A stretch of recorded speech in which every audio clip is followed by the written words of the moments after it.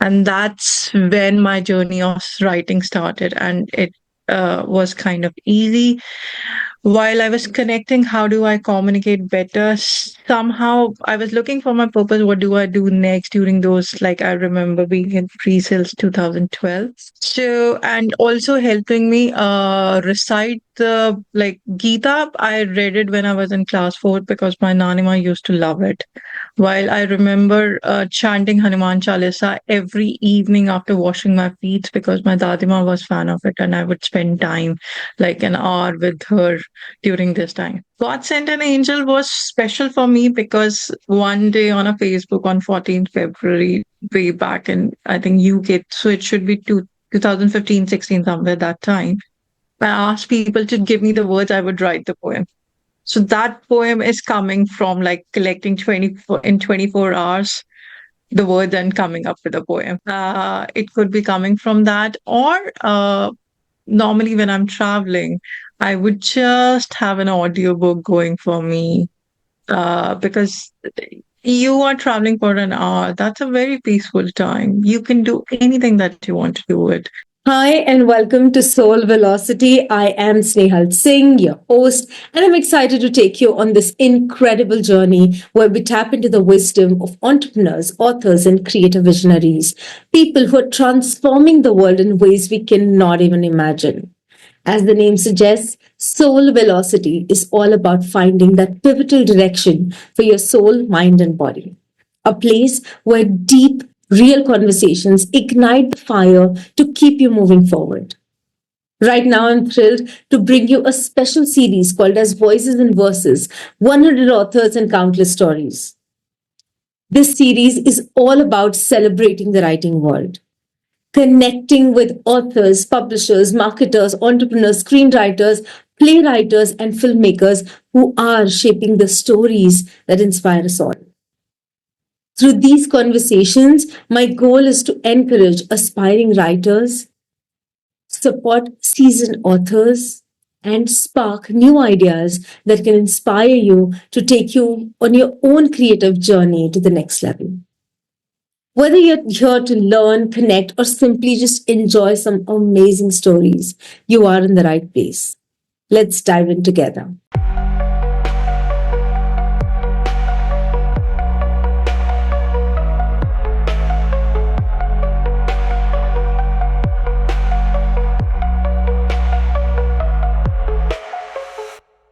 Hello and welcome to another episode of Soul Velocity. And we are doing our special series, Voices and Verses 100 Authors, Countless Stories.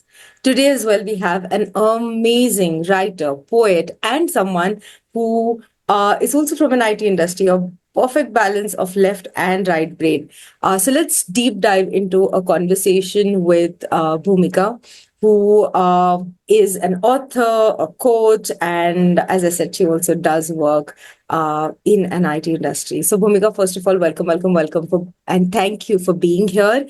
Let's jump into the conversation and start with tell us a little bit about who you are, what is your story, and how do you balance all these three sides of you being a coach? You are spiritually very aligned as a person, as I know as well, and at the same time you write, and you do write poetry too. So yeah. Thank you, Snail, for having me, first of all, here. And to all your audiences, what I can say, I think I am a child who was just guinea pigged into the way how it came. I'm a curiosity child, so you would know, like a person who would want to know what is happening there, what is happening there. And that's how I just picked up. And all the pieces of the puzzle fit together. That was like in a brief, I can say how my journey started. One thing happened and the another kept on happening. And I just took the path like what was lighted, I would say.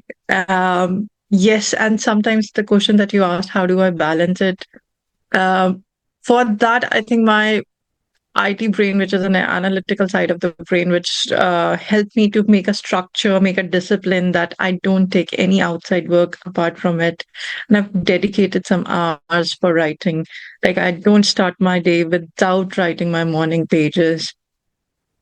So all those kinds of activities just balances with you the kind of things that you want to do.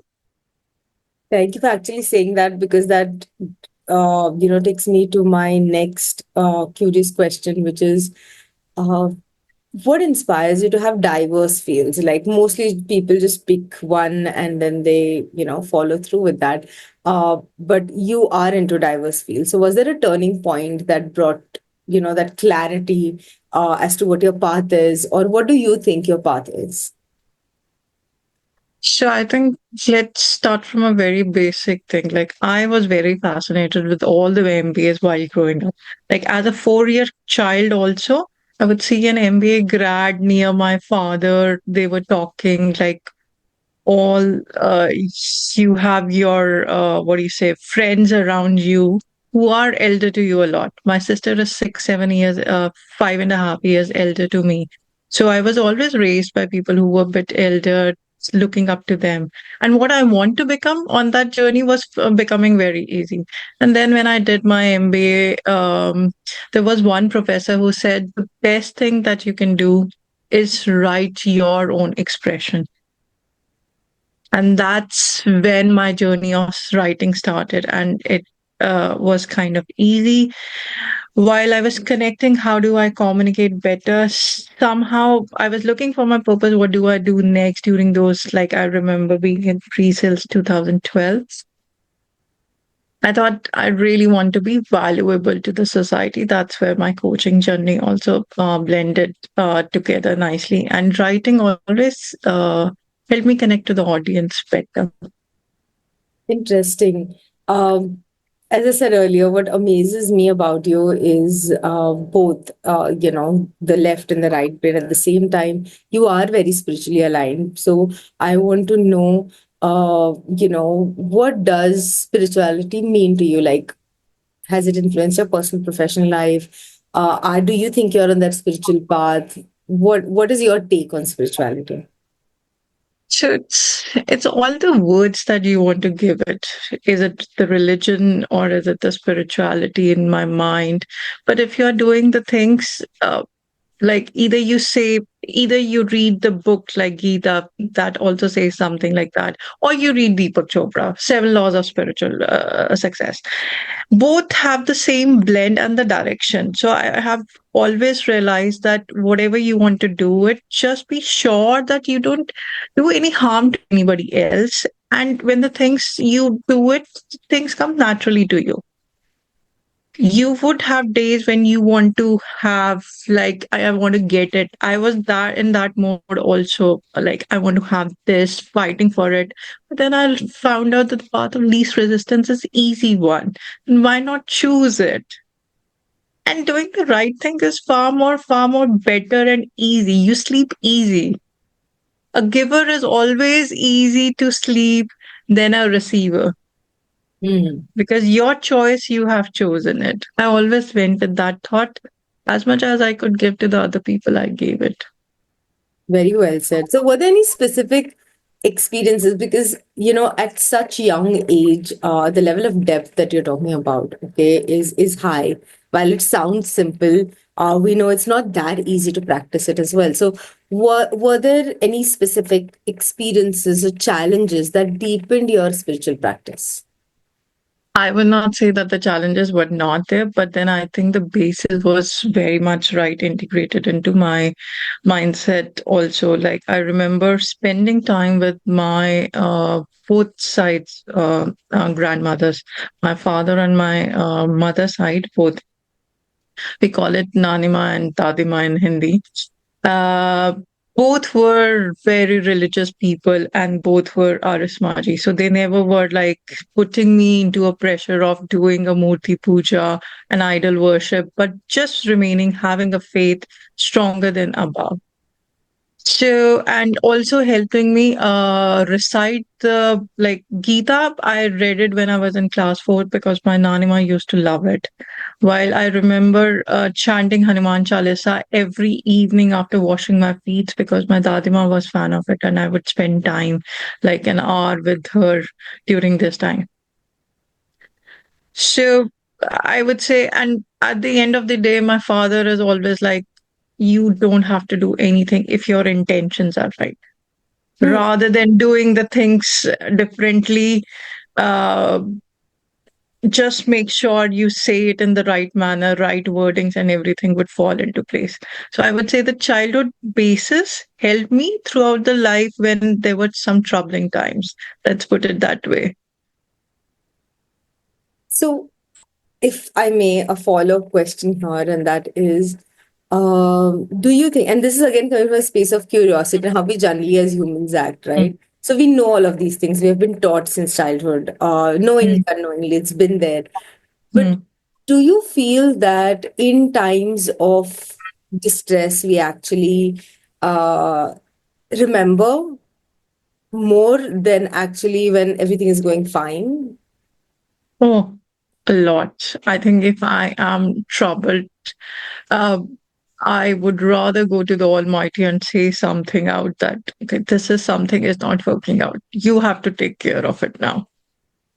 Hmm. While in a normal day, you can be saying thank you, thank you, thank you, and moving forward in the life. So when this comes so naturally to you, okay, how do Hmm. you help others tap into their spirituality, like through your coaching or through your work that you do? Because you have yourself, equipped yourself with various modalities. Like I know you as a person who has invested the time, the energy in learning different kinds of energy sciences, different kinds of tools and techniques for healing, whether it is very much energy science based, or if it is physical health based, which Hmm. people understand. So you have learned variety. So you tell me, does this get integrated in your coaching, or how do you, you know? Um, I would say I'm being blessed, understanding how the other person is ready to receive. I open up that side, but just being who you are, you inspire people being there. Even in my job, I have acted as agile coach, scrum master. There also I have a tendency to create a space environment where people feel safe to speak up their minds. So that comes very naturally to me. I would say, like just being myself and letting people follow it. Being the servant leadership comes so naturally to it that during my coaching, it was like a byproduct. I didn't had to work on that also. uh, and everything at the end of the day is we are just having this human life because we are meant to end our karmic cycles and learn our lessons. If something wrong goes on, obviously I'm not the saint till now, so I would always go back to like thinking about it. Why did it happen? This is not right. And then remembering like this may be a lesson and moving forward. Hmm, interesting. Thank you. Thank you for sharing that. Now, all of this, there is this serious side Mm, of you, and then there is mm. this poet side of you, and then there is this writer side of you. So, what drew you to poetry? Like, how does it intertwine with your journey, whether it is spiritual, whether it is emotional? Does it intertwine? Oh, lots. I so you have to understand. I would just give an example of Steve Jobs. He learned calligraphy because he could use later in Apple designs and everything. So remember, whatever you are learning in the life, it's not going waste. You are going to use it. When I did my MBA, there was a course which was like learning communication through dramatics. So we were learning how to have normally people learn the presentations and everything. We were learning the practical drama thing, like that was the act. And one of the activity was like you have to come up with a creation that you can speak in front of the audience or the class, to be very honest. And so that's when my first poetry came out. Mm-hmm. I remember going through the people who had, I thought, the poetic mindset and who were into all the ghazals and everything, going through them. Do you understand it? Is it rhyming enough? And from there on, I think the moment I was not concentrating on the lecture, I would just write some scribbles, which turned into a poetry book later on. Wow. Yes, your poetry book is already available on Amazon, and I think that was your first book that you published as well. Uh, where, and how do you find your inspiration for writing? Are there particular themes, experiences that you gravitate towards? I think there are two life patterns like being born in Chandigarh and being surrounded by Punjabis, I always believe in Chardi Kala. Chardi Kala is like you have to have the resilience while celebrating the life. Okay, it's a new thing that I'm learning. Tell me more. So this is something that is being engraved. Like they always say, the positivity is something that should remain, and that's where my two of the favorite poems comes up. One is Celebrate Life, and the other one is God Sent an Angel. God Sent an Angel was special for me because one day on a Facebook on 14th February, way back in, I think, UK, so it should be 2015, 16, somewhere that time, I asked people to give me the words, I would write the poem. So that poem is coming from like collecting 24 in 24 hours the words and coming up with a poem. And Celebrate Life was something that I really wanted to pass on to the message to people that anytime you are having a trouble, remember there is somebody who has a lesser than you, but he might be enjoying. So remember that. And this time would also pass. Good, bad, ugly, Wow. happy also. So Amazing concept that I learned, and I like the concept that you said, resilience and celebration together. Wow. Um, Interesting. Bhumika, you've traveled a lot. You're one individual who I know is absolute independent, when it comes to living in a different country altogether. You moved to Netherlands. So, how is, being core Indian, as you said, with Punjabis around you, and it's a very joint culture, even if you're not in joint families, it's noisy and it's people and it's, all of that. So how has your living in Netherlands influenced, your perspective on life, spirituality, or even creativity for that matter? there are two, three things that I would say. Like, first of all, I'm being born and not born in Chandigarh, but like brought up. Like, I was 2 months old when my father shifted to Panchkula, which is like a tri-city part of Chandigarh. So, since I was born in Chandigarh, that's a very posh area, very calm people, at least being in a, what do you say, society circle kind of places that you would have it, which initially when I went to UK, there was a small town in Swindon where I felt almost the same. And it was almost like revisiting my childhood. Like I remember there was a house. If I go to the top of that house, I could see mountains. Mhm. Here, if I would just open my window, I would see the trailing down of the mountain field. You would get it. So the experience wise, I would say if you want to see together the how the things are correlated, you would see it. If you want to see how different we are, yes, it is different. Uh, Coming to like traveling to different places and then to Netherlands helped me to become very open and transparent. I would be very honest. These are very honest people. They can tell you anything on your face, and I think that has rubbed on me after a long time. Mhm. Also, uh, yeah, So, and are there any over the cultural aspects or experience in Netherlands where you find particularly both enriching as well as challenging? Like one of them you just said that is they're straightforward to the face. So, any other cultural aspects or experiences? And I think it is also how you make about it. Like normally people crib about Dutch weather, but I would be honest, it's far better than what I have been to different places. Like UK's weather is worst. So whatever is in Netherlands, multiply by two or three, that's like your UK London zone area weather, which I was living in. So I would see four seasons in a day, and when it rains, it would rain like an Indian rain. Here it doesn't pour like that also. And there, even in winter, I remember coming back once and walking like 30 minutes walk would happen from my office to home. And I was soaked in water in peak winters. And there was a movie that we had to go in the evening, and I was not ready to go to it. And somebody said, the weather is going to be like this. What are you going to do about it? Are you going to sit and be a couch potato? Or you are going to make yourself ready. We are going to wait for another 15 minutes, get yourself ready. Took a hot water bath, came out, and ready for the movie.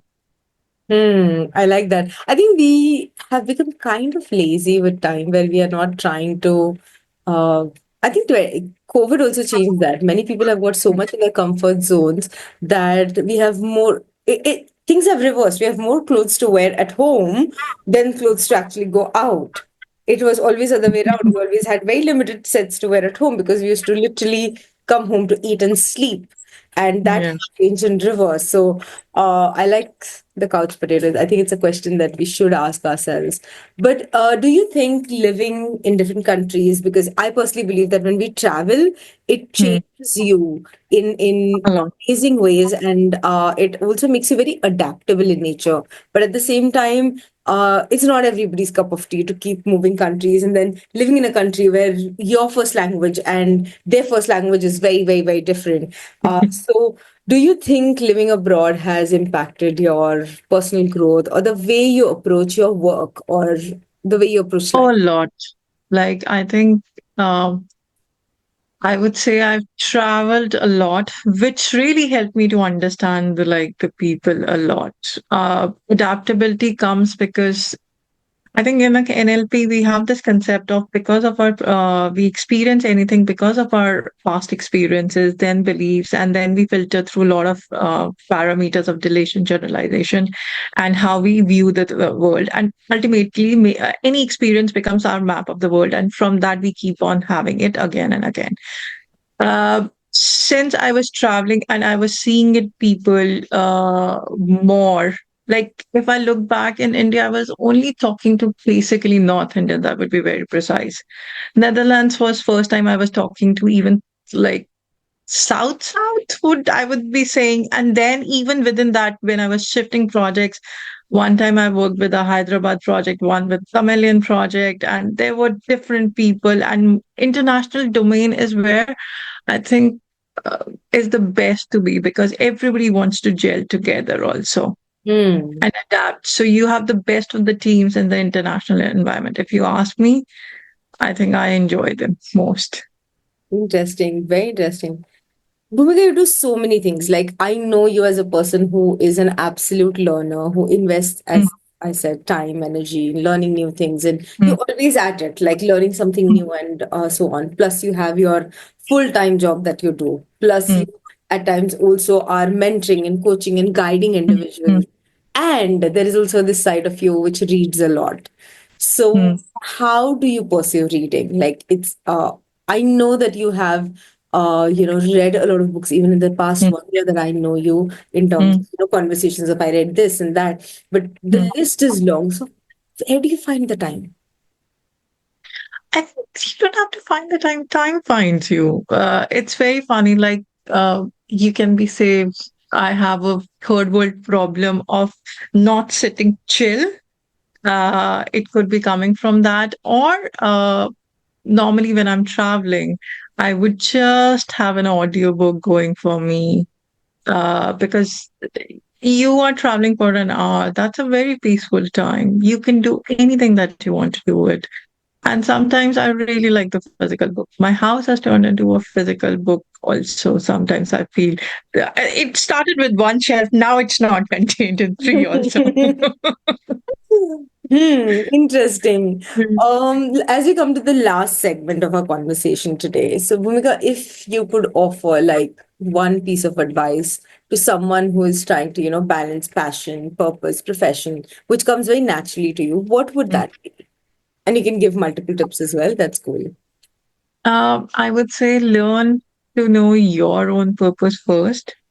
Uh, and just be true to yourself. While it should not be like when you're moving from here to there. I've known people shift personalities, voice tones, and everything. Just don't do that. Just be authentic so that everything blends together.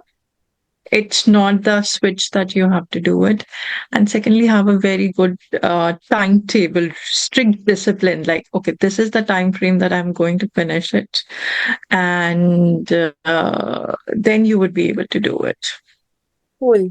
Thank you. I have to ask this because I missed Mm, asking you earlier about this. You did speak about morning pages, an artist way to, at the beginning of the conversation. So can you like share, especially for the writers who want to mm, be writers or individuals who are listening in who believe mm. that they don't actually have creativity? What has your experience been with morning pages?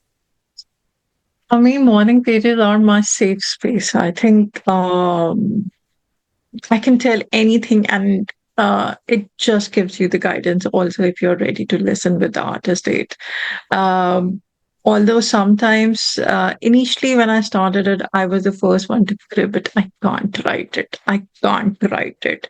And to that person, that now if I miss it, I have a feeling that my day is not working out in a manner that I would have wanted it to be.